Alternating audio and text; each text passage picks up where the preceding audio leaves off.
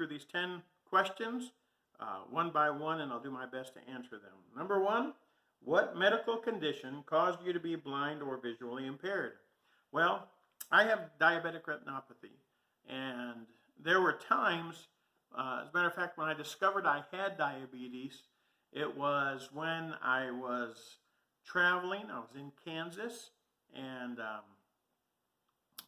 it was a Sunday morning, I believe it was. I woke up, and everything was blurry. I mean, I couldn't focus on anything. I couldn't focus on any paper, any reading. I couldn't focus on the music that we were singing in church. I could not focus on anyone's faces, on food, absolutely nothing. And then I noticed that I was extremely, extremely tired. And I had no idea what had happened to me. And I made it through that morning, went home, I slept. I slept all afternoon, was so tired, didn't want to eat anything, got up, and again, I was still incapable of seeing anything. Went to bed that night, and got up the next morning, and I had to drive.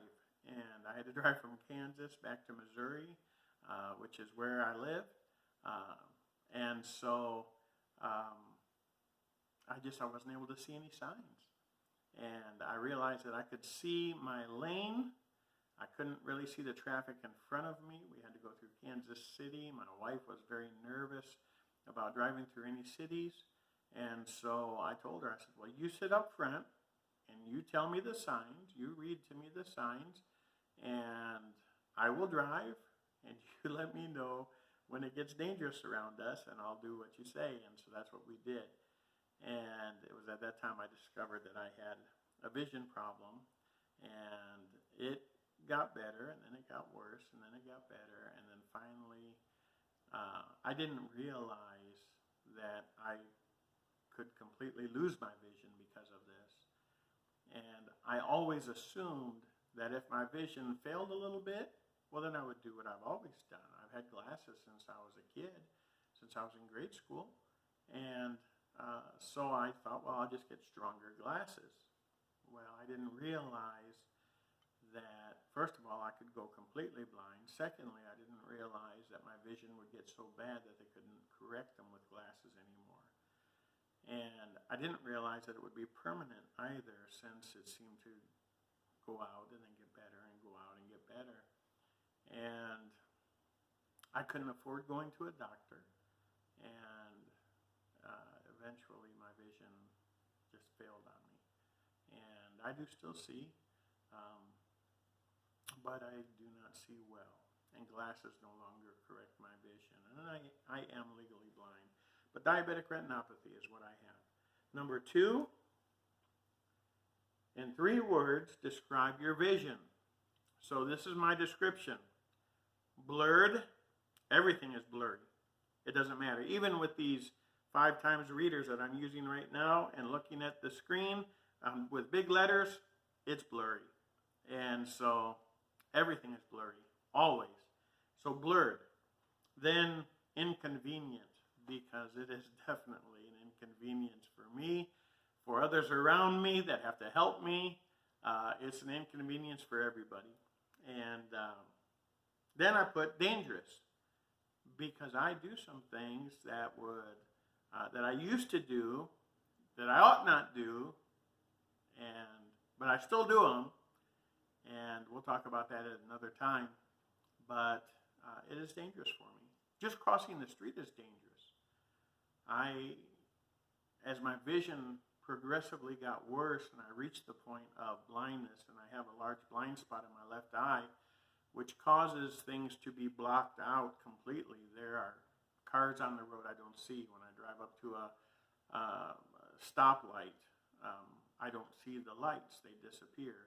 And then and I have a blind spot in my right eye as well. But the lights will just disappear. I mean, they're just not there. And I've got to, instead of looking directly at the light, I have to kind of look around at various other things and try to find that light. And then once I find it, then in that split second, I see what color it is. And so I know. I don't drive anymore, by the way, but I did for a while. And So it's dangerous. And I remember trying to cross the road, and I thought the road was clear. I didn't see a car anywhere, and I started out across the road. There was a car right there, and that I didn't see. And so it depends on the time of day, the sun, the shadows, the cloudiness, depends on the color of the vehicle and the color of the road, and if they'll blend together.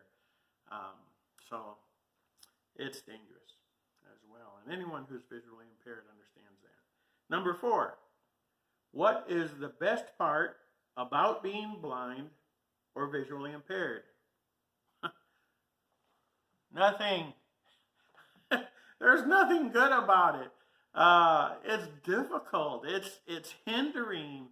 I don't like being blind, and I don't like anything about being blind. I know that that's probably an unpopular thing to say, but I hate it. But in trying to find something positive, what I would tell you is losing my vision has revealed my character, or my lack of character at times, my self-control and my discipline, or lack thereof. Also, the character of those around me, my family members, my friends, and the love that they have for me. You know, it's easy to say you love somebody, and yet it's a whole nother thing to, once it comes down to having to make sacrifices for that person and show your love, then we find out if there's really love there or not. And so it has revealed those things.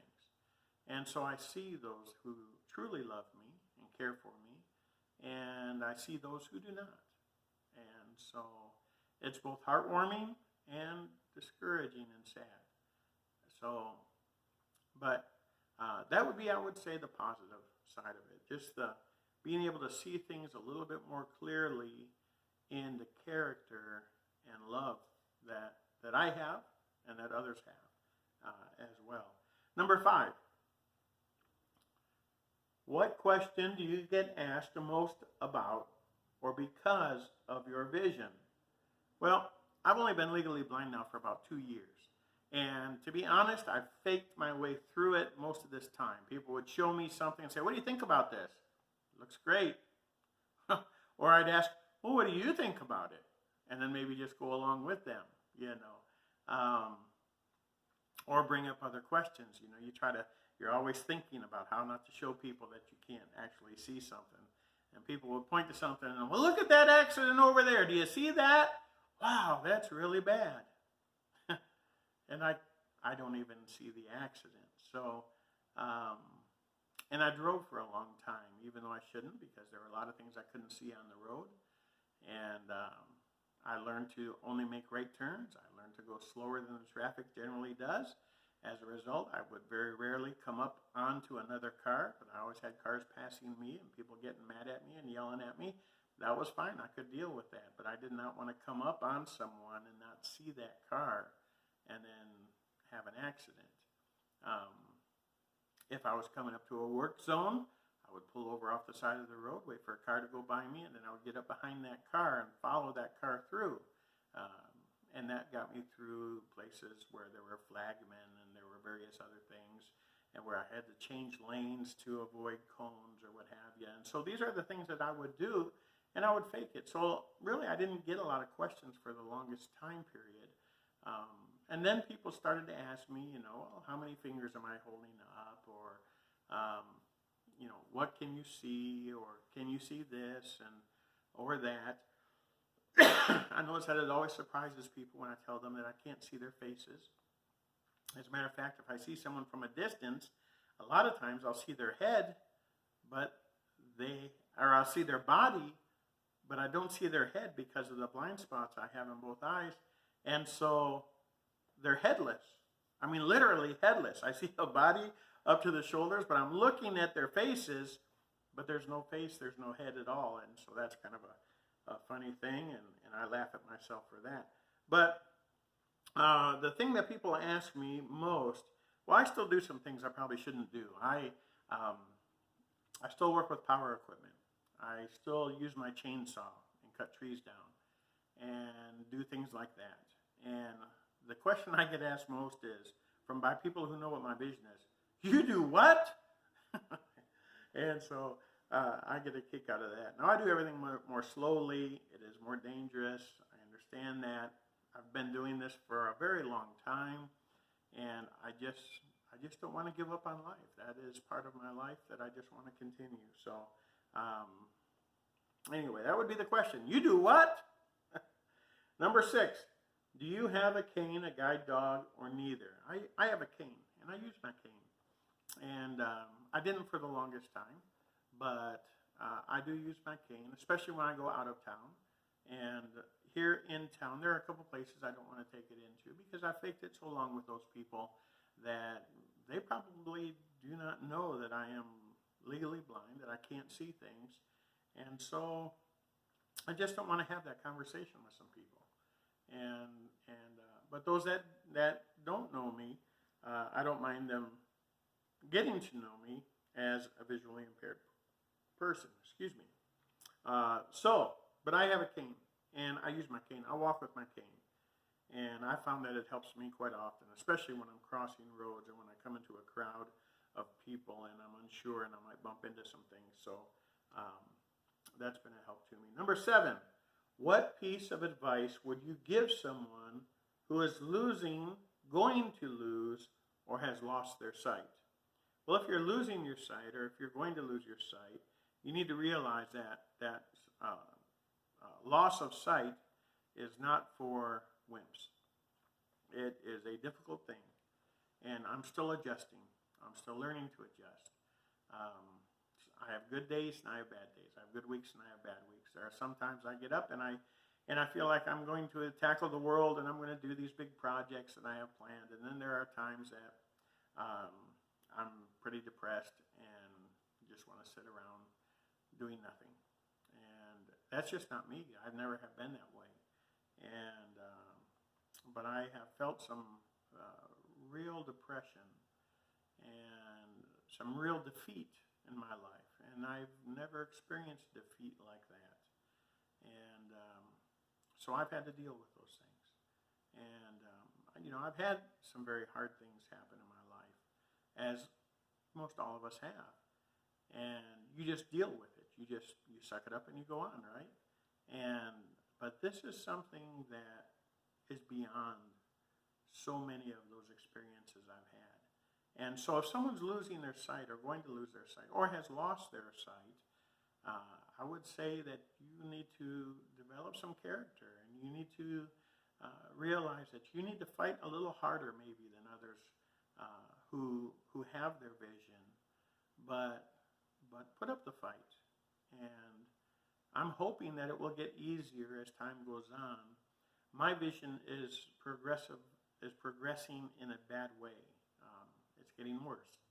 And so I'm still making adjustments as I go along. There are new things that I can't do and new skills that I'm learning that help me to continue life, such as using TalkBack on the cell phone. I've had to learn that. I've had to learn it on my own. And it's been a real help to me. So those are just some things. That's what I would say. Number 8, what piece of advice would you give to a sighted person about interacting with someone who is blind or visually impaired? Well, if you are sighted and you're interacting with people who are blind or visually impaired, especially if you're a family member or a close friend, I would say to everyone, be nice. Okay? That person has more difficulties than you probably realize. So be nice. Be patient. A lot of times we lose our patience with people. Be patient. We're not we don't live at a time where people are long on patience. We want fast food. We want fast everything. We want microwave this and that, and we want it now. We want the 15-minute oil change, or whatever it is, and so on and so forth. We don't want to have to wait in line. So, this is the mentality of the day that we live in. So, but learn to be patient with that blind person. I speak Spanish, and in learning the Spanish language, I found that many times when I was living in Mexico and speaking with the Mexicans, that as I was saying certain things, they would listen to me and they would complete my sentences for me because I was having to think of it in English, translate it into Spanish, and then say it, and had difficulty with the pronunciation. And so a lot of times they would complete my sentences for me. We tend to do that with someone who has a speech impediment as well. It's best, we think we're helping them, it's best to let them work through it. And so I would recommend that you're patient with the people and that you let them figure it out. You know, we need to be helpful, but you need to not baby a visually impaired person, because that only makes them feel worse about their visual impairment, and they lose self-respect for the, because of that. So don't rob them of their self-respect. As a matter of fact, I would encourage you to expect more out of them than what they even think that they can do, because usually that's the case with most of us. We can do more than we think we can do, and so I would push them just a little bit to be more.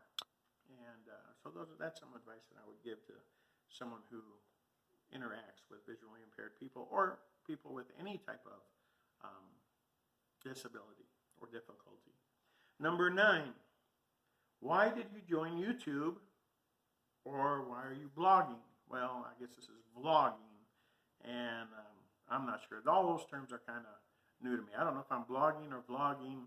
I know that I'm YouTubing now, so this is brand new. This is my first video. You know, just when you get down sometimes. I think it'll be therapeutic for me is what I'm saying.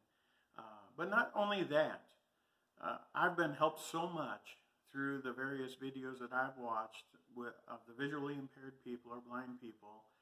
And, you know, I just want to give something back as well. I would like to participate in this, and maybe there's somebody that will be helped through all of this. And then I believe I also put down that this kind of, one of the things I've noticed is that on YouTube, I see a lot of younger people who are posting videos who are visually impaired, and I appreciate all of that, don't get me wrong, but I see very few middle-aged people, such as myself, or older people doing this. And then I don't see anyone who is has my problem of diabetic retinopathy.